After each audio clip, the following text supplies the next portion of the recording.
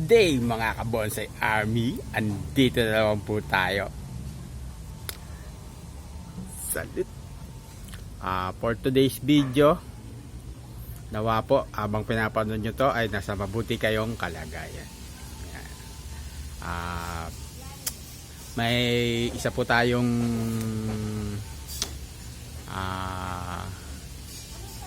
tawag dito na kaibigan na nanonood sa ating mga video at nanghihingi ng update dun sa ginawa nating fuse na cuttings ng red balete. Ayan. I-update po natin siya ngayon. At may good news and bad news tayo dun, tungkol dun. Ayan.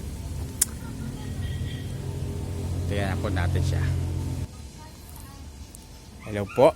Ayan na po siya ngayon, yung ipin-use natin. Ayan. Ang nangyari po, ayan, ay nag-grow siya. Lumaki lang siya, tumaas, tumangkad. Ayan po, katulad po niyan, nabaluktot siya. Pero hindi pa siya nag-totally fuse dito. Hindi po siya nag-fuse, may mga namatay. Ayan po, katulad po niyan, mga namatay. May mga namatay na materyales. Kasi tumagilid po siya. Nagkaroon ng erosion dito. Nagkaroon ng malakas na pagbaha dito. Yan. Ang tanim ay nagalaw, umusod. Kaya hindi siya nagkaroon, laging nauudlot yung kanyang paglaki. Yan po ang nangyari do sa ating cuttings na yan, nasa red balete. Yan. Pero humaba po siya, oh. Humaba, tumaba. Yan. Yan po ang bad side nung nangyari sa kanya. Ayan po, napakita ko po sa inyo yung nangyari dun sa sa project na yon. Pero meron po ako isa na ginawa na hindi ko yun ibinidyo. Ganon din po yung techniques, fusion ng mga cuttings. At yun naman po yung good news. Pakikita ko po sa inyo kung ano yung naging resulta niya. Ayan. Ayan po. Titignan po natin. Pakita ko po sa inyo yung kasabayan nun na isa. Ayan po siya. Ayan. Aray. May limonsito. Ayan. Ayan po. Mga cuttings po yan. Ayan. Ayan. Ayan. Mga cuttings. Ayan po. Cuttings po yan. Ayan po. Kung mapapansin nyo, hindi siya mga cuttings po yan na pag may tumubo, may naputol, inilalagay ko po dyan. Itinali ko po siya. Yan. Karoon ng mga aerial roots. Yan po yung good side. Good story. Yan. Sa ating project. Ito po ay hindi ko yan ibinidyo. Ginawa ng video. Kasi medyo biglaan po yan nung ginawa ko din. Yan. At matangkad na po siya. Yan. Kung ako po ay ganggan dyan lang po ako kataas. Pero ito ay napakataas na po niyan. Baka umabot na ng 15 feet. Yan. Yan.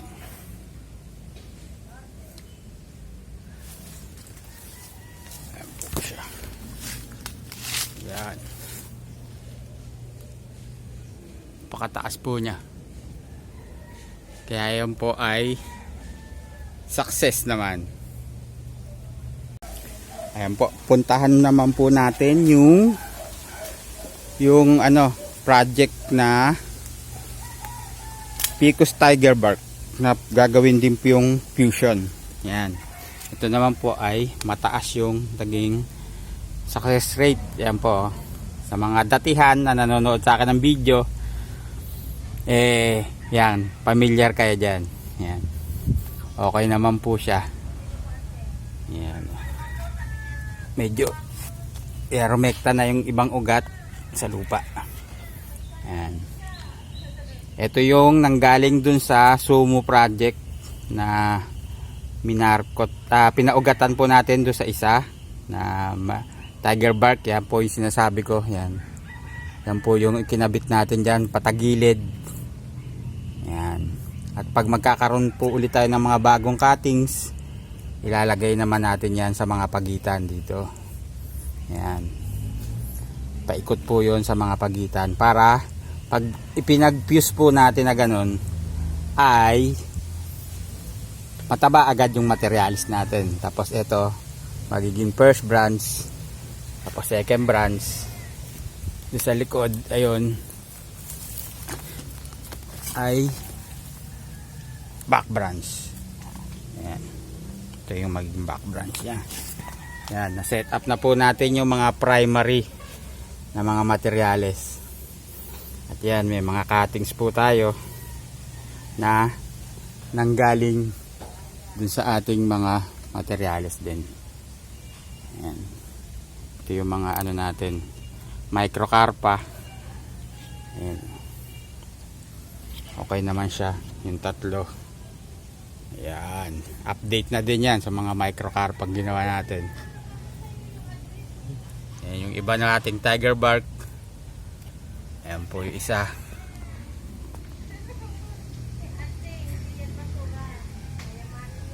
Yan. Yan po yung ibang ating alagang tiger bark. Yan po ay fuse din. Fuse din po yan. May mga sangayan cuttings na dinikit doon sa baba. Yan. Yan. Yung ating ibang materialis dito. Yan.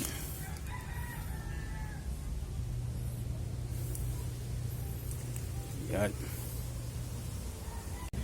Ayan po, sana po ay napagbigyan po natin ang ating isang kaibigan na humingi ng update doon sa ating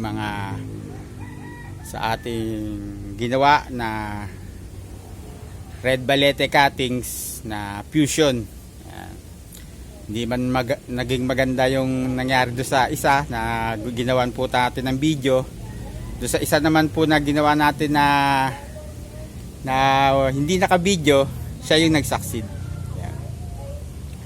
Tapos update na din sa tiger bark din na mga cuttings natin. Yan.